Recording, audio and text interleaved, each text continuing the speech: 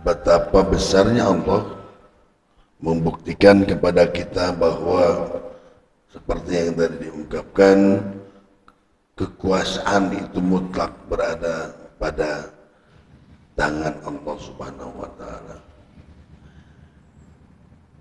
Al-Mu'minun ayat 50 ini bercerita tentang tanda-tanda kekuasaan Allah. Allah ingin membuktikan kekuasaannya melalui sebuah ayat. Bismillahirrahmanirrahim. Assalamualaikum warahmatullahi wabarakatuh. Alhamdulillahilladzi anzala as-sakinata fi qulubil mu'minin liyazdadu imanan ma'a imanihim. Asyhadu an la ilaha illallah wahdahu la syarika lah wa asyhadu anna Muhammadan abduhu wa rasuluhu alladzi la nabiyya ba'da. Qala Allah ta'ala fil Qur'anil Karim, a'udzu billahi minasy syaithanir rajim. Ya ayyuhalladzina amanu ittaqullaha haqqa tuqatih wa la tamutunna illa wa antum muslimun. Wa min ayatillah wa ja'alna ibna maryama wa ummahu ayatun wa awaynahuma ila rabwatihi zati qararin wa ma'inin. Sadaqallahul azim. Puji syukur kita panjatkan kepada Allah, Zat yang Maha Kuasa, yang Maha dari segala yang ada di dunia ini dan juga yang ada di langit serta yang ada di antara keduanya. Tidak ada yang bisa memaksa, meminta atau bahkan merubah sesuatu ketetapan hukum Allah hanya karena kekuasaan yang dimiliki oleh manusia di dunia, karena Allah lah yang Maha berkuasa dan Maha memiliki sebuah ketetapan yang mutlak. Salawat dan salam senantiasa kita limpah curahkan kepada junjungan kita Nabi Muhammad sallallahu alaihi wasallam yang telah membimbing kita, mengaping kita hingga pada subuh hari ini kita masih diberi kekuatan, keistiqomahan untuk senantiasa menambah, menggali sumber-sumber hukum, sumber-sumber pedoman hidup kita sebagai seorang muslim. Para hadirin ahli pengajian Masjid Al-Hikmah, di awal tadi saya membacakan salah satu ayat yang terdapat dalam surat Al-Mu'minun ayat 50. Betapa besarnya Allah membuktikan kepada kita bahwa seperti yang tadi diungkapkan, kekuasaan itu mutlak berada pada tangan Allah Subhanahu wa taala. Al-Mu'minun ayat 50 ini bercerita tentang tanda-tanda kekuasaan Allah. Allah ingin membuktikan kekuasaannya melalui sebuah ayatun. Ayatun itu bermakna alamat. Alamat itu artinya simbol yang menunjukkan, yang menentukan, yang mempertontonkan, yang melihatkan sesuatu yang ingin Allah perlihatkan kepada manusia. Nah, di sini berbicara tentang kenapa Nabi Isa lahir tidak atau tanpa bapak, tanpa seorang sosok laki-laki yang menjadi bapaknya. Di sini Allah ingin membuktikan kepada manusia yang ketika itu tidak percaya dengan kondisi keadaan yang muncul orang Sunda maknya gitu ya. Maryam itu anaknya siapa? Maryam itu anaknya Imran. Jadi Imran itu akina Nabi Isa. Makanya ada surat Ali Imran. Nah, Imran ini seorang sesosok kepala keluarga yang sangat saleh, kepala keluarga yang sangat taat pada agama. Begitu pula diajarkan kepada anak-anaknya, di antaranya Maryam.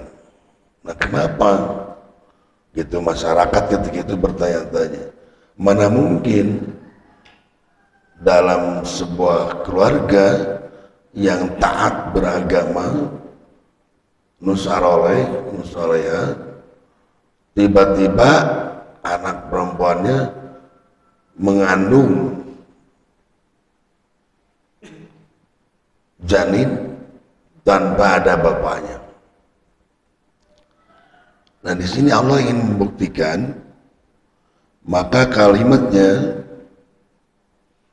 waja'alna, dan kami jadikan, kami ciptakan ibna Maryam, anak Maryam, wa ummahu, beserta ibunya, ayatun, sebagai tanda, sebagai bukti yang nyata atas kekuasaan kami, wa awainahuma, dan kami melindungi mereka, huma keduanya, ila rabwati zati korori wa ma'in,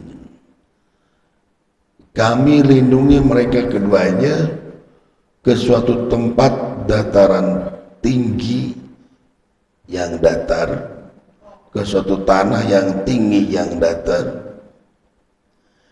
yang di dalamnya itu, di dataran tinggi itu memiliki padang rumput dan sumber air yang mengalir, wa ma'in, sumber air yang banyak melimpah dan mengalir. Dalam tafsir Ibnu Katsir itu dikatakan bahwa yaqulullahu ta'ala mukhbiran an abdihi wa rasulihi, Allah ingin menceritakan tentang abdihi, an abdihi wa rasulihi. Di sini digarisbawahi, dititik tekankan atau ditegaskan oleh Imam Ibnu Katsir bahwa yang pertama adalah Allah ingin membuktikan bahwa Isa putra Maryam itu abdihi, artinya apa? Hamba, wa rasulihi, dan rasulnya. Artinya kalau di sini Allah ingin menceritakan bahwa Isa bin Maryam itu abdihi wa rasulihi, Allah sedang ingin membuktikan bahwa Isa itu bukan anaknya Tuhan. Jadi sekali lagi, di sini Allah ingin mengatakan waja'alna ibna Maryam, ditafsirkan oleh Ibnu Katsir mukhbiran, Allahu mukhbiran an abdihi wa rasulihi Isa bin Maryam annahu ja'alahuma ayatan linnas wa hujjatan qat'iyatan ala qudratihi ala mayasya, bahwa Allah menjadikan keduanya sebagai tanda untuk menunjukkan kekuasaannya bagi manusia. Ibnu Katsir menekankan annahu ayatan linnas ay hujjatan, bahwa ayat di sini adalah hujjah yang kuat, bahwa tanda itu adalah sesuatu dasar yang sangat kuat yang bisa dijadikan bukti, hujjatan qat'iyatan, dasar yang sangat kuat yang menjadikan bukti ala qudratihi ala mayash, atas kekuasaan Allah dari segala sesuatu. Nah ini jadi artinya Allah itu bisa memberikan gambaran berupa apa saja untuk membuktikan kekuasaannya. Selanjutnya Imam Ibnu Katsir menerangkan bahwa emang betul gitu Allah itu berkuasa gitu, mun bahasa Sunda. Mana buktinya? Nah, di sini dijelaskan fa innahu khalaqa Adama, sesungguhnya Allah khalaqa Adama, menciptakan Adam itu min ghairi abin, tanpa bapak, wala ummin, dan juga tanpa ibu. Adam wae nu teu indung teu bapa aya bisa gitu. Bahasana gitu. Jadi fa innahu sungguhnya Allah khalaqa Adama min ghairi abin wala ummin. Wa khalaqa Hawa'a, dan Allah juga menciptakan Hawa min zakarin, dari seorang laki-laki. Di mana aya lalaki ngelahirkeun Hawa di mana ge? Maksudnya bukan dari seorang laki-laki ini, maksudnya apa? Hawa dilahirkan dari sesosok manusia yang berjenis kelamin laki-laki, tetapi Allah ciptakan Adam dari tulang Allah ciptakan Hawa dari tulang rusuk Adam. Nah, di sini kata Imam Ibnu Katsir, wa khalaqa Hawa'a min zakarin bila unsa, tapi tanpa seorang perempuan. Allah ciptakan Hawa dari seorang laki-laki bila unsa, tetapi tanpa wanita. Min zakarin, dari seorang laki-laki. Wa khalaqa Isa, dan Allah ciptakan Isa min unsa, dari seorang perempuan, bila zakarin, tanpa laki-laki. Wa khalaqa baqiyatan nas, dan Allah ciptakan manusia yang lainnya min zakarin wa unsa, dari laki-laki dan perempuan. Nah, karena ini adalah sebuah bukti yang nyata, oleh karena itu tidak ada yang bisa membantah lagi, tidak ada lagi yang bisa berspekulasi bahwa Nabi Isa itu mustahil terlahir kalau tanpa bapa, maka dinisbahkan, dikira-kira, dijiga-jiga yang Maryam tadi kawin ku pangeran nya lahir we Nabi Isa, padahal mereka lupa Adam pun terlahir tanpa ibu bapa, Hawa pun terlahir tanpa seorang ibu. Ini bukti yang sangat jelas. Wa auhainahuma, maka itu Allah melindungi keduanya, ila robwatin. Dalam tafsir Ibnu Katsir ini panjang sekali pembahasan tentang robwah. Robwah itu tanah tinggi yang memiliki dataran.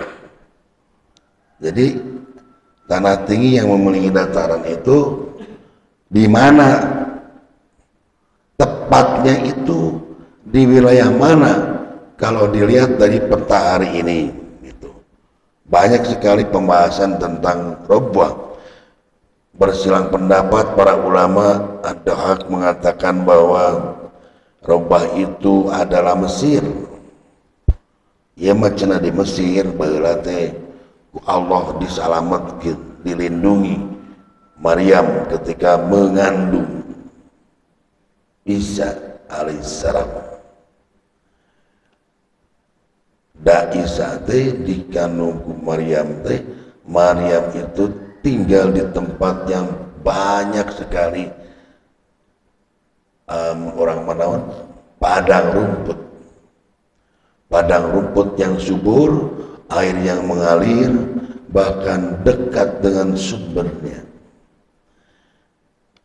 Nukitu mana mau di Mekah cina ke ulama sebagian, makanya mengatakan di Mesir. Tapi yang lainnya mengatakan terlalu jauh. Kudu disebut di Mesir mah, ia majiganan di Damaskus. Bahkan ada yang mengatakan di Palestina dan terakhir di Baitul Maqdis. Terlepas dari semua itu, kata Ibnu Katsir, wallahu a'lam, hanya Allah lah yang mengetahui hal itu. Dan teu aya lapan anu jelas, tidak ada kalimat yang jelas yang menuliskan bahwa Rabbah itu di mana, misalkan min Palestina, min Damsyik, tidak dituliskan di sana keterangan langsung secara jelas dinu ayatnya bahwa Maryam dan Isa diselamatkan, dilindungi oleh Allah ila Rabbwati. Rabbwati di sana cukup menjelaskan suatu tanah tinggi, zati khorori, yang di dalamnya zat itu memiliki padang rumput. Terlepas dari itu semua, menurut Ibnu Katsir tadi, yang jelas bahwa satu ayat itu bisa ditafsirkan oleh ayat yang lain, atau bahkan oleh ayat yang masih dalam satu surat atau di lain surat. Di sini Imam Ibnu Katsir lebih sedikit menerangkan tentang gaya penafsirannya.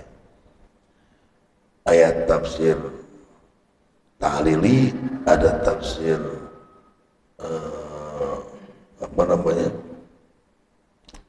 tafsir ayat dengan ayat, ada ayat dengan hadis sahih, ada ayat dengan asar sahabi. Jadi tidak selamanya ayat dijelaskan dengan ayat. Dalam satu surat itu ada juga ayat dengan ayat menjelaskan tetapi beda surat. Kalau ayat yang sama dijelaskan oleh ayat yang juga dalam surat itu seperti Al-Fatihah. Contohnya naon? Bismillahirrahmanirrahim. Alhamdulillahirabbil alamin. Ar-Rahmanirrahim. Maliki yaumiddin. Iyyaka na'budu wa iyyaka nasta'in. Tafsirnya apa? Iyyaka na'budu, tunjukilah kami, iyyaka na'budu, hanya kepadamu lah kami beribadah, wa iyyaka nasta'in, dan hanya kepadamu lah kami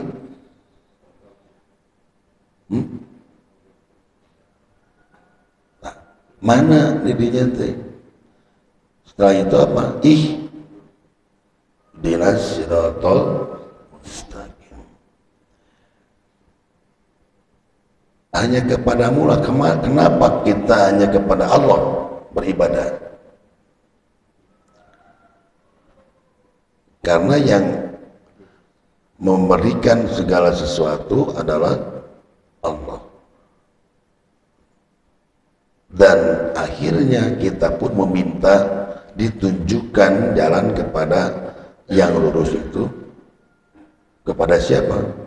Pada Allah. Ihdinas siratal mustaqim. Jalan yang siratal mustaqim itu yang bagaimana? Ditafsirkan di ayat selanjutnya. Ihdinas siratal mustaqim siratal ladzina. Nah, itu tafsirnya. Tapi dalam surat ini tidak selamanya dari ayat ke ayat saling menafsirkan. Ibnu Katsir ingin menjelaskan itu, bahwa ada surat lain yang menafsirkan tentang ini, tentang rubuah. Baik, selanjutnya ayat yang ke-51. Ya ayyuhar rasul kulu minat thayyibat wa'malu sholihan inni bima ta'maluna alim. Wahai para rasul, ya ayyuhar rasul, ya ayyuhar rasul, lain rasulnya maaf. Ya ayyuhar rasul, ai rasul dengan rasul beda tuh. Beda. Kalau rusulun itu jama dari rasul. Rusul munkudomah rusulun itu jamak, artinya rasul. Tapi kalau kupathah rasul itu hanya satu. Di sini kalimatnya ya ayyuhar rusulu, wahai para rasul, kulu makanlah minat thayyibat, dari makanan yang baik, wa'malu sholihan, dan kerjakanlah amal soleh. Ini sesungguhnya aku bima ta'maluna alim, maha mengetahui dari apa yang kalian kerjakan. Di ayat 50 Allah ingin membuktikan tentang kekuasaannya. Tapi di surat Al-Mu'minun ayat 51-nya sepertinya tidak ada korelasi dengan yang di atas, karena di bawahnya ini berbicara tentang perintah Allah kepada rasul-rasul untuk makan dan minumlah dari makanan yang baik-baik, dan menyeru memerintah untuk mengerjakan amal saleh. Maksudnya apa gitu? Jadi maksudnya Allah utus rasul, para rasul ke bumi, ke dunia ini. Ada sebuah hadis yang mengatakan bahwa semua rasul itu penggembala. Bahwa semua rasul itu penggembala. Atau mungkin itu mah tukang domba rasul. Ini tukang on. Maksud penggembala di sini justru erat kaitannya dengan ayat 51 dalam surat Al-Mu'minun. Di sana perintah Allah, ya ayyuhar rusul, kulu makanlah min thayyibat, dari segala sesuatu, apapun makanannya, tetapi harus halal.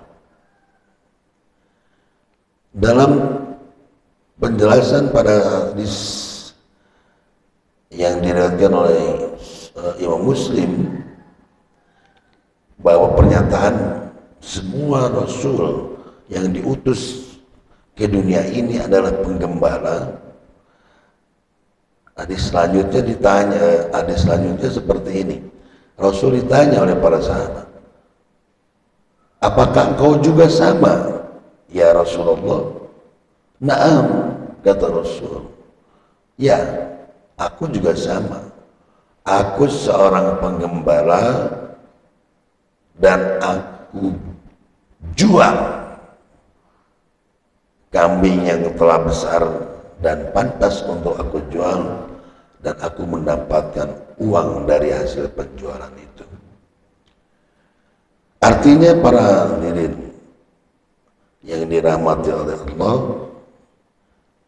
bahwa kehalalan satu makanan yang dimakan, dikonsumsi oleh kita itu dapat mempengaruhi gaya hidup, pola hidup, dan apa yang kita inginkan juga terpengaruh. Maksud Allah halalan thayyibat. Kalau yang halal itu banyak, tetapi belum tentu thayyib. Thayyib itu arti secara bahasa kata dasarnya baik, bagus ya.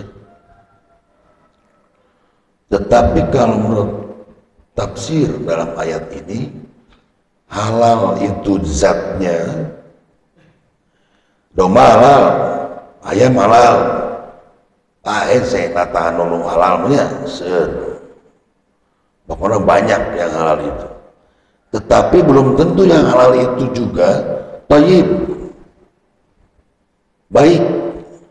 Nah, thayyib itu adalah cara memperolehnya, cara mendapatkannya, cara memindahkannya dari milik seseorang menjadi hak kita. Itu yang disebut halalan thayyiban. Jadi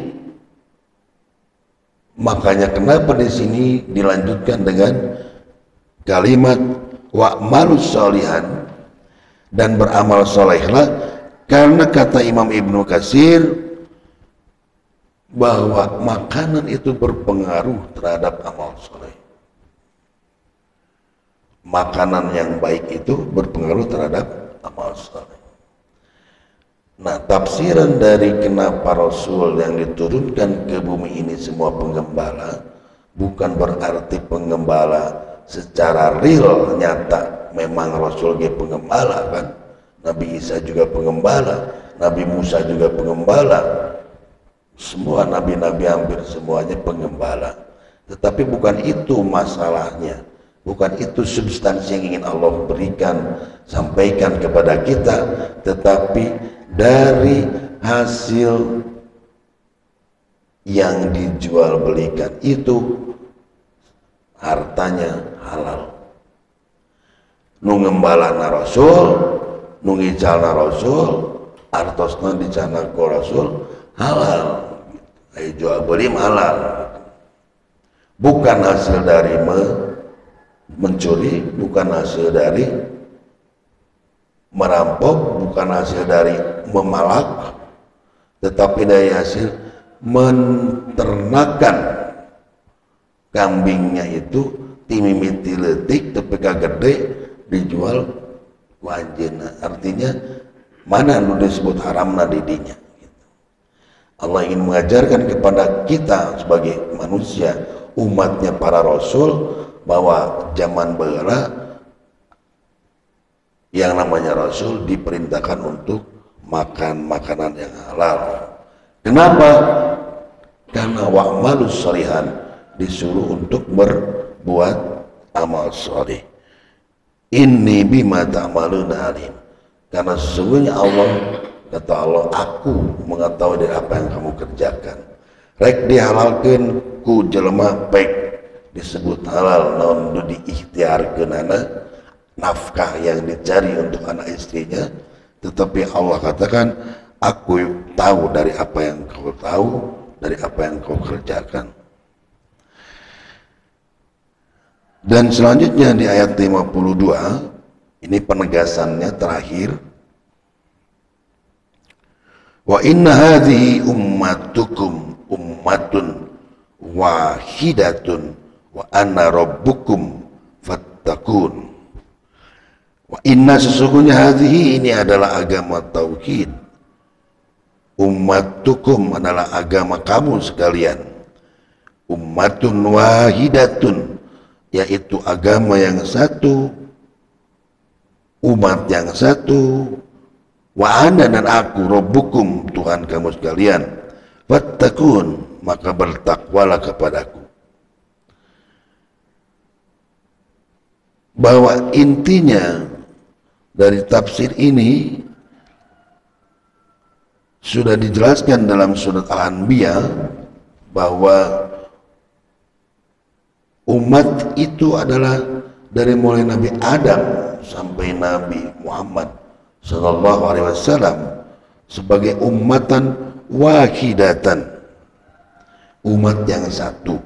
Umat yang satu di sini apa maksudnya? Umat yang bertauhid kepada Allah. Nah, mari kita sekarang petakan apa maksud dari ayat 50 sampai 52 ini, bahwa Allah ingin memberikan penjelasan kepada kita semua bahwa mulai dari apa yang diciptakannya di ayat 50 penjelasan tentang Nabi Isa, ingin membuktikan bahwa apapun yang aku kehendaki itu pasti terjadi. Rek ayah bapakna, rek eueuh indungna, rek eueuh duanana, ai ceuk mun bahasa Sunda gitunya. Ada bapak, ada seorang laki-laki atau tidak ada seorang perempuan, ketika aku berkehendak maka jadilah. Maka di sini Allah akan selalu memberikan tanda-tanda kekuasaannya. Buat apa? Nah, buat orang itu mau beriman, maka diturunkan Rasul. Nah, Rasul kudu diajar memakan makanan yang baik. Apa ya, Rasul kudu jadi contoh. Dikasihlah Rasul itu sebuah pekerjaan yang pekerjaannya itu akan menjadikan buahnya sesuatu yang halal, yang akan dimakannya, diminumnya halal.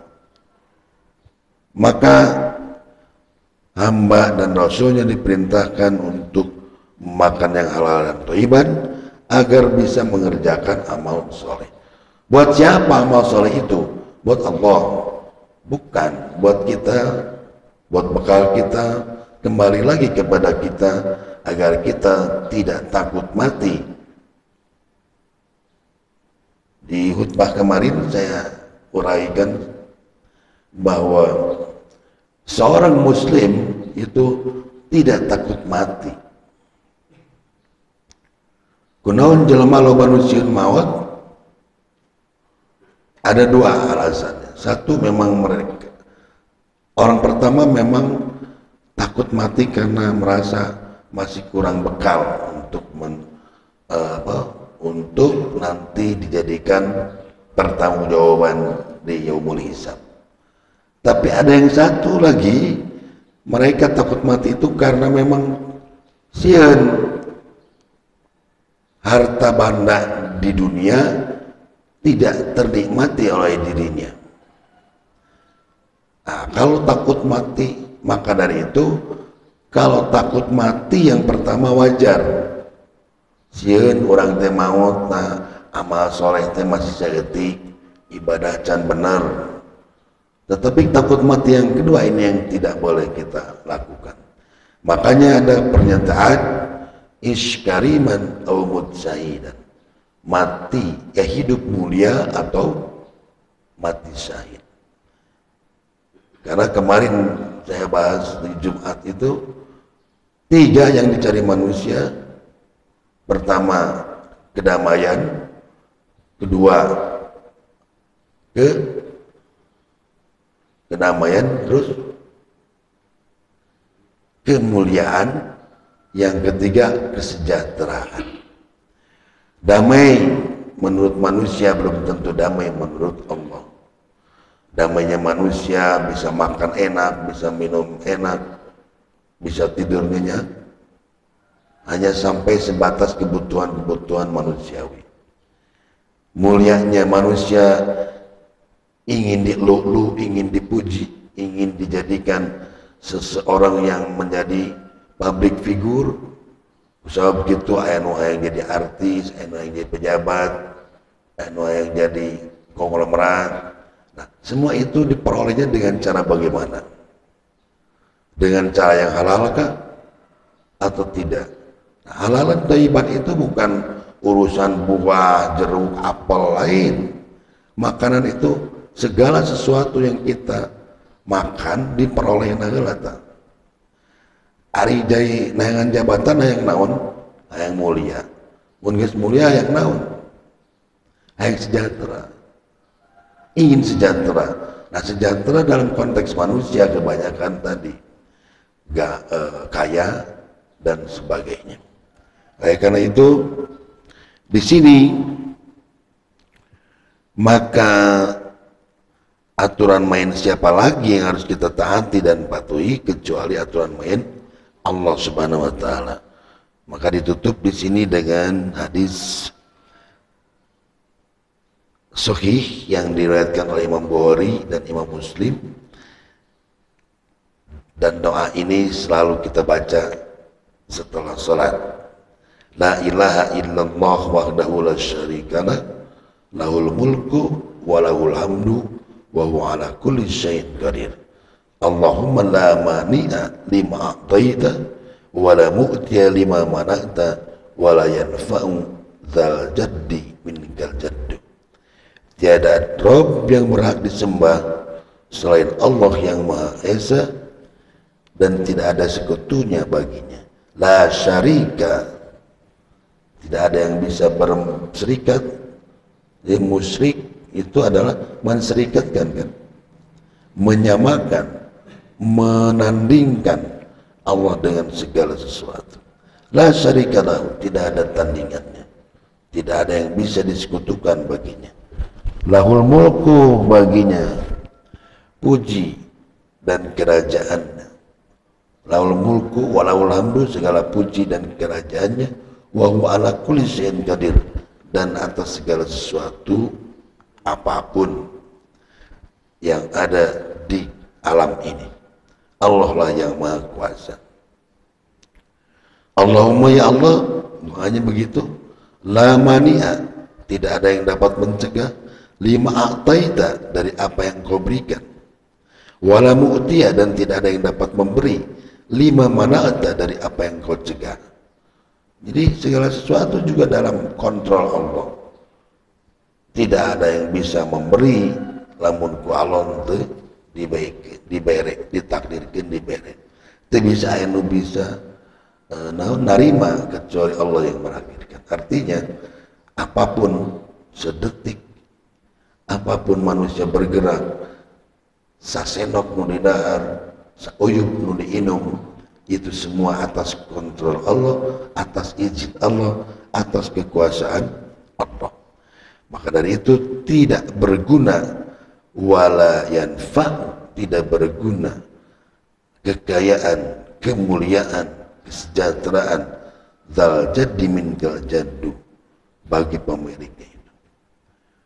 Harta banda nu kumaha wae oge, jabatan saluhur kumaha oge, moal bisa ngarobah naon nu geus ditakdirkeun ku Allah. Tidak ada yang bisa mengetahui. Maka intinya, kesimpulannya, bahwa Allah akan senantiasa memberikan gambaran-gambaran kepada kita semua. Manusia mau membuat makar sebesar apapun, gitu kan, tetapi sebaik-baiknya pembuat makar adalah Allah Subhanahu wa taala. Ditutup-tutup oge kesalahan orang, ke umat, kesalahan orang kepada bangsa, misalkan agama. Tetapi kalau sudah waktunya Allah bukakan apa yang telah kita lakukan, dan Allah buktikan kepada semua halayak manusia, masyarakat, moal anu bisa nolak. Sakumaha gagah na oge jelema jabatan luhur, tapi lamun ku Allah dibukakeun, dibalikeun, mana nu benar ditembongkeun, mana nu salah ditembongkeun, itulah tidak ada satu manusia pun yang bisa menolaknya. Mudah-mudahan dari apa yang saya sampaikan bisa bermanfaat di kajian subuh hari ini. Semoga bisa menambah keimanan kita, menambah keilmuan kita untuk memperkuat referensi pada diri kita tentang Allah, ya'lu wa la yu'ta alaih, agama yang tinggi dari apa yang tinggi ada di dunia ini, agama yang mulia, paling mulia dari segala sesuatu yang mulia. Semoga kita masih diberi kekuatan, keistiqomahan sampai akhir zaman atau sampai Allah menjemput kita dengan mengutus malaikatul maut kepada kita. Rabbana hab lana min azwajina wa dzurriyyatina qurrata a'yun waj'alna lil muttaqina imama. Rabbana la tuzigh qulubana ba'da idh hadaytana wa hab lana min ladunka rahmah innaka antal wahhab. Rabbana atina fid dunya hasanah wa fil akhirati hasanah wa qina adzabannar. Aqulu qouli hadza wa astaghfirullah li wa lakum. Assalamualaikum warahmatullahi wabarakatuh.